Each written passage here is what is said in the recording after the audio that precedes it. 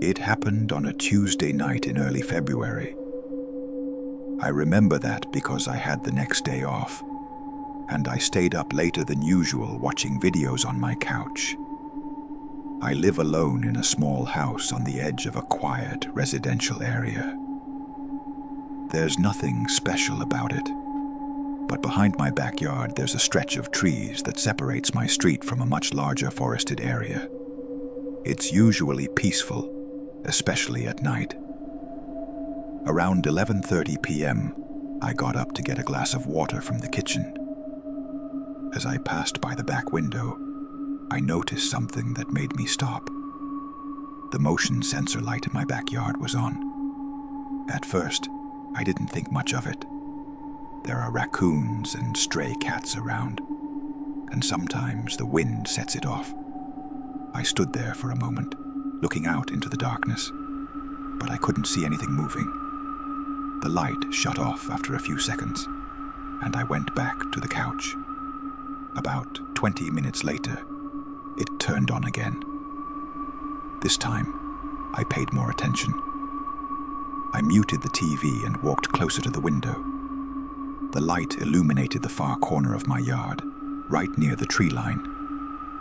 Again, I couldn't see anything, but I had a strange feeling that it wasn't random. I brushed it off, telling myself it was probably the wind or an animal lingering around. I locked the back door anyway, just to feel a bit more comfortable. Another half hour passed. The light came on a third time. Now I was uneasy. I grabbed my phone and turned on the camera, zooming in through the glass. The image was grainy, but that's when I noticed something that made my stomach tighten. There were footprints in the snow. They were faint, but they were definitely human, leading from the tree line toward my house. I stood there staring at them, trying to rationalize it. Maybe someone had cut through my yard earlier in the day. Maybe they were old, but I couldn't shake the feeling that they hadn't been there before. I turned off the lights inside the house and waited, standing quietly near the window. Minutes passed. Nothing happened. Just as I started to relax, the motion sensor light turned on again. This time, the footprints were closer. My heart started pounding. Whoever it was hadn't left. They were still out there. I backed away from the window and locked the front door, even though it already was. I grabbed my phone and debated calling someone, but I didn't want to overreact. Then I heard it. A soft, crunching sound. Footsteps. They weren't loud, and they weren't rushed. Whoever was outside was moving slowly, deliberately, circling the house. I froze in place, barely breathing. The footsteps stopped right outside my bedroom window. I could hear slow breathing on the other side of the glass. I didn't look. I couldn't. I dialed 911 and whispered my address, my voice shaking as I told the operator someone was outside my house. As soon as I spoke, the breathing stopped. The footsteps moved away, fading into the distance toward the trees. When the police arrived, they searched the yard and surrounding area. They didn't find anyone, but they did find the footprints. According to them, whoever it was had been standing behind my house for over 2 hours. I don't know why they were there or what they wanted. All I know is that I don't sit near windows at night anymore.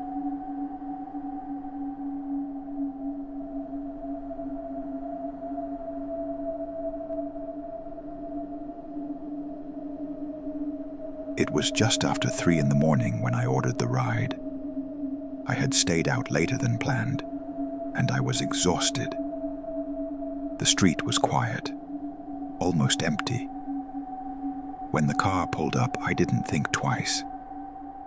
I checked the license plate quickly, or at least I thought I did, and got into the back seat. The driver greeted me casually. Nothing strange about his voice, Nothing that raised any alarms. As we started driving, I leaned my head back and closed my eyes. I just wanted to get home. A few minutes passed before I noticed something felt off. The turns didn't match what I expected. I opened my eyes and glanced at my phone, assuming the GPS had just rerouted us. That's when I saw the notification. "Your driver has arrived." My stomach tightened immediately. I looked up at the rearview mirror. The driver was already looking at me. I tried to stay calm, telling myself it had to be a mistake. Maybe the app was glitching. Maybe I misread something. But the car slowed down at a red light, and that's when I realized we weren't even heading in the right direction. I asked him where we were going. He didn't answer right away. Instead, he smiled slightly and said, "Don't worry, we'll get there." My phone buzzed again. Another message from the app asking where I was. That's when the fear set in. The light turned green, but instead of accelerating, the car rolled forward slowly. Too slowly. I watched his hands tighten around the steering wheel. I didn't scream. I didn't argue. The moment the car came to a full stop at the next intersection, I opened the door and jumped out. I hit the pavement hard and felt pain shoot up my leg, but I didn't stop running. Behind me, I heard the engine rev before the car sped off into the darkness. I stood there shaking, staring at my phone, realizing how close I had come to never making it home. To this day, I still don't know who that man was. But I know one thing. If I had stayed in that car for even a minute longer, this wouldn't be a story I'd be able to tell.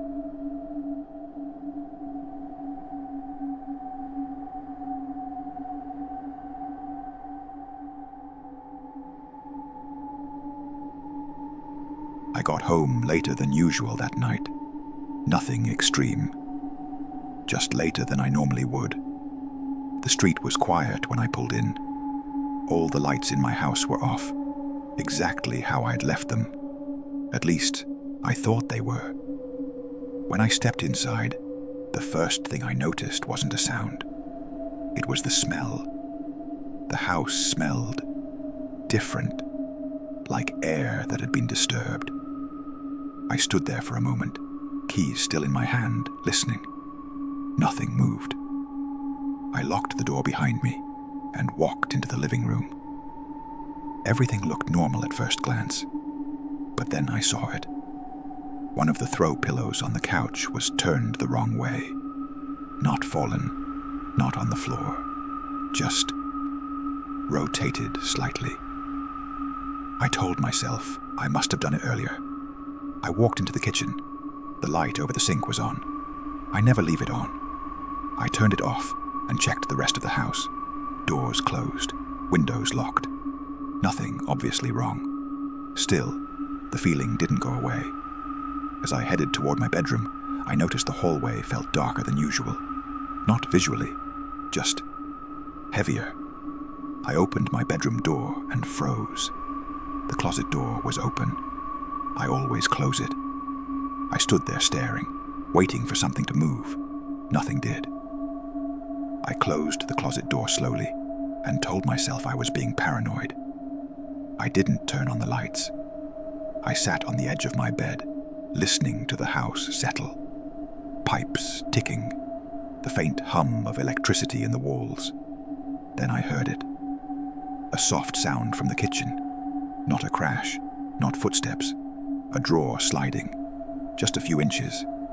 My body went cold instantly.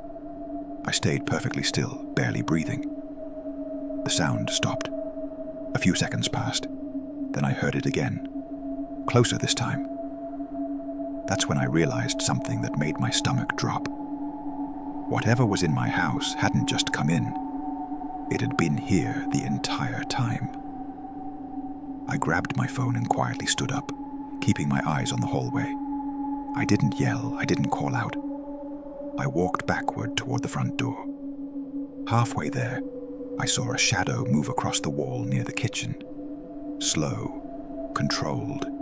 I ran. I didn't grab shoes. I didn't grab my keys. I was already outside dialing 911 when I heard the front door open behind me. The police arrived minutes later. They searched the house but didn't find anyone. What they did find were fingerprints on the inside of the kitchen drawers and muddy footprints leading from my back door to the hallway. Someone had been inside my home long before I arrived, and they knew exactly where everything was.